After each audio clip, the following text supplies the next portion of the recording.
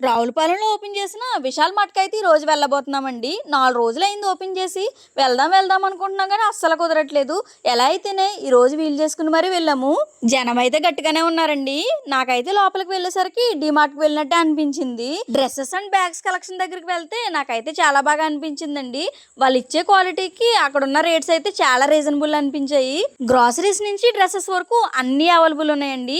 మన రావులపాలెం చుట్టుపక్కల వాళ్ళందరికీ వాళ్ళకి కావాల్సినవన్నీ ఒకే చోట షాపింగ్ చేయాలనుకుంటే ఇదొక బెస్ట్ ప్లేస్ అండి.